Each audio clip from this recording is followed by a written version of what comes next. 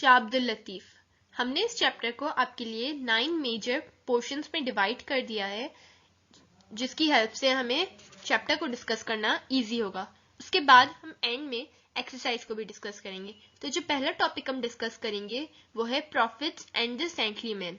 Second topic is saintly man in each of country. Third is the great saint Shah Abdul Latif Bhitai. Fourth is when his father died. Fifth, Shah Latif the musician. Sixth topic is Shah Abdul Latif's death. Seventh topic is the King Ghulam Shah Kaloro. Eighth topic is Latif's Urs. And ninth is Latif's message. Then हम उसके बाद exercise को भी discuss करेंगे, जो कि हम इस chapter में के end में given है।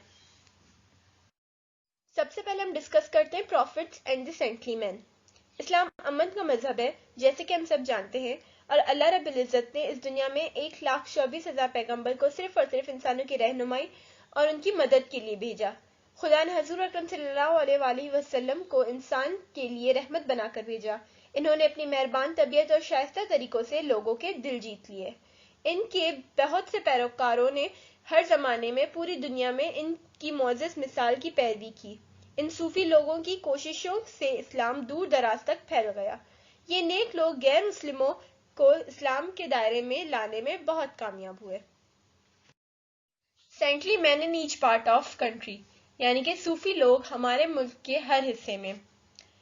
जैसे कि हम सब जानते हैं, हमारे मुल्क के हर हिस्से में ऐसे सूफियों के मज़ार हैं, जैसे कि लाहौर में दाता गंजबख्श और मियाँ मीर साहिब के मज़ार, पाकपतन में बाबा फरीद ने जिंदगी गुजारी और वफात पाई, मुल्तान में गौस बाउल हक, और पेशावर, कोयटा और दूसरे कई ममालिक और कई शहरों में पाकिस्तान के बहुत सारे सूफी शायरों के मज़ार हैं और मकबरे हैं, और इन सूफी शायरों ने यहाँ जिंदगी गुजारी। सिंध में 2 अजीम सूफियों के मज़ार हैं, शाह अब्दुल लतीफ और Qalandar Lal Shahbaz. The great saint Shah Abdul Latif Bhittai. अजीम सूफी शायर शाह अब्दुल लतीफ भिटाई। अजीम सूफी शाह अब्दुल लतीफ, जिनको इनके मोतकदीन प्यार से लाल लतीफ कहते हैं, 1102 हिजरी में एक छोटे से गांव हाला हवेली में पैदा हुए। इस वक्त नेक मुगल हुक्मरान औरंगजेब मुल्क पर हुकूमत करता था। शाह अब्दुल लतीफ के आबा अजदाद ने तैमूरलैंड के जमाने में सिंध हिजरत की थी। वो हिजरत से आए थे। सिंध इस वक्त मुस्लिम सकाफत का मरकज था, और शाह अब्दुल लतीफ के आबा अजदाद ने इसे इतना पसंद किया कि इसे अपना घर बनाने का फैसला कर लिया। मगर कोई भी इनका नाम ना जानता, ना इनको याद करता, अगर कई सदियों बाद की इनकी औलादों में से सैयद हबीब शाह के यहाँ एक बेटे की विलादत ना हुई होती, जो बड़ा होकर सूफी लाल लतीफ हुआ। शाह अब्दुल लतीफ बड़े हसास जहन के मालिक थे। जल्द ही इनका दिल खुदा की मोहब्बत से भर गया, और फितरत की खूबसूरती ने इनके एहसासात को बड़े जबरदस्त तरीके से उभारा। अभी वो लड़के ही थे कि इन्होंने शायरी करना शुरू कर दी। वो इल्म हासिल करने के भी बहुत शौकीन थे, और वो बड़े होकर अरबी और फारसी के आलिम बने। जब वो 20 साल के थे तो इन्होंने एक मुअज़्ज़िज़ और नेक खातून से शादी कर ली। वो अपनी बीवी के साथ बहुत रहमदिली के साथ रहे और बहुत सालों तक घर पर रहे। ताहम इनका दिल मजहब और रियाजत तो इबादत की जर्द रागिब होता गया, और एक आम घरेलू जिंदगी गुजारने में इन्हें बेचैनी महसूस होने लगी। When his father died, यानी कि जब उनके वालिद का इंतकाल हुआ।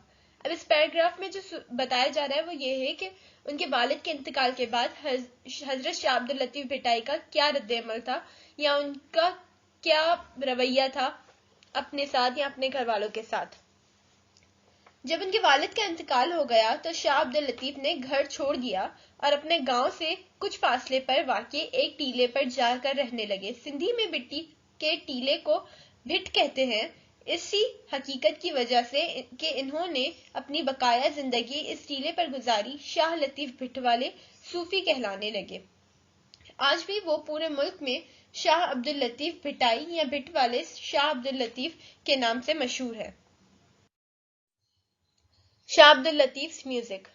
سب سے پہلے میں آپ کو تھوڑا سا پریویو دینا چاہوں گی کہ حضرت شاہ عبد اللطیف کا میوزک سٹارٹ کہاں سے ہوا.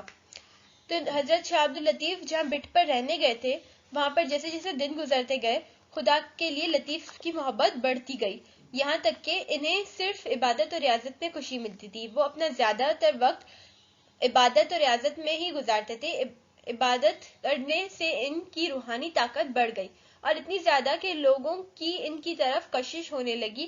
جو کوئی بھی ان کے پاس آتا ان کے شریفانہ اطوار سے بہت زیادہ متاثر ہوتا اور ان کے پیروکار دنوں دن بڑھتے گئے. اس بھٹ کے قریب جہاں لال لطیف آ کر رہنے لگے تھے ایک قدرتی جھیل ہے. ان کی شاعرانہ طبیعت پرسکون ماحول کو پسند کرتی تھی. وہ اپنا زیادہ تر وقت اس جھیل کے کنارے بیٹھ کر گزارتے. جب وہ وہاں بیٹھتے تو اللہ تعالیٰ کی عبادت کرتے تھے اور اس کی حمد و ثنا میں اشعار کہتے تھے. شاہ عبد اللطیف بھٹائی نہ صرف ایک صوفی شاعر تھے بلکہ ایک موسیقار بھی تھے. ان کی موسیقی میں بہت سکون ملتا تھا. اس فن میں ان کی مہارت نے ان کے وقت کی مشکل موسیقی میں بہت سی تبدیلیوں اور بہتری کرنے کے قابل بنایا. دوسری ہر چیز کی طرح وہ موسیقی اور آلات موسیقی میں سادگی پسند کرتے تھے. ان کو اس خیال سے اتفاق نہ تھا کہ موسیقی کو مشکل ہونا چاہیے، لہٰذا انہوں نے اس کو سادہ بنا دیا. انہوں نے ایک موسیقی آلہ بھی ایجاد کیا اور اسے تمبوروں کا نام دیا. یہ اس آلے کی طرح تھا جسے عرب استعمال کرتے ہیں مگر اس کے تاروں کی تعداد مختلف تھی. آج تک تمبوروں پورے سندھ میں مقبول ہے. بڑے اور چھوٹے سب اسے بجاتے ہیں اور اس کی سادہ اور مسحور کن موسیقی پر لطیف کے گانے کو گاتے ہیں. شاہ عبد اللطیف ڈیتھ یعنی کہ حضرت شاہ عبد اللطیف کی وفات کب ہوئی، کیسے ہوئی اور کہاں ہوئی؟ لال لطیف 1165 عیسوی میں اسی ٹیلے پر وفات پا گئے جہاں وہ رہتے تھے. وہ وہیں مدفون ہوئے. ان کے معتقدین نے ان کی شاعری کو جمع کیا اور اس کو شاہ جو رسالوں کا نام دیا. وہ عوامی شاعر تھے لہٰذا انہوں نے عام آدمی کی زبان میں شاعری کی. ان کی نظموں کا مجموعہ اتنا گرا نقد رہے کہ اس کا ترجمہ بہت سی زبانوں میں ہو چکا ہے. شاہ کی شاعری کی ایک بڑی خصوصیت اس کی سادگی کے علاوہ اس کی متاثر کن موسیقی ہے. جب آپ اسے سنتے ہیں چاہے آپ کی ایک شاعری کو ایک لفظ آپ کو سمجھ نہ آئے مگر آپ ان کی موسیقی یا ان کی میلوڈی سے متاثر ہو جائیں گے. دا کنگ غلام شاہ کلوڑ، بادشاہ غلام شاہ کلوڑ. اب یہ کون تھے؟ یہ سندھ کے ایک مشہور بادشاہ تھے جو کہ ان کے اتنے معتقدین تھے کہ حضرت لال شہباز کے گزرنے کے بعد انہی کی قبر پر مقبرہ قائم کروایا. لطیف عرس یعنی کہ لطیف کا عرس.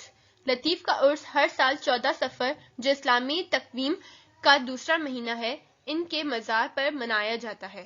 وہاں ہزاروں لوگ جمع ہوتے ہیں اور تمبورے پر شاہ کے گانے کو سنتے ہیں اور فاتحہ پڑھتے ہیں.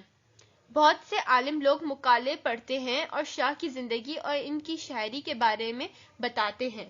حال ہی میں وہاں ایک لائبریری، ایک ریسٹورانٹ ہاؤس اور ایک عجائب خانہ تعمیر کیے گئے ہیں. خود مقبرے کی بھی دوبارہ تعمیر کی گئی ہے اور اسے مین روڈ سے جوڑ دیا گیا ہے.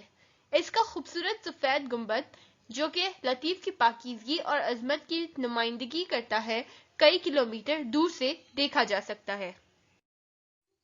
لطیف میسج یعنی کہ لطیف کا پیغام انسانوں کے لیے یا تمام انسانیت کے لیے یا ان کے ماننے والے ان کے ڈیووٹیز کے لیے کیا ہے؟ لطیف کا پیغام محبت کا پیغام ہے. وہ انسانی مساوات اور بھائی چارے پر اور نیک کام کر کے خدا کی خوشنودی حاصل کرنے پر یقین رکھتے تھے. ان کے نزدیک یہی زندگی کا مقصد تھا.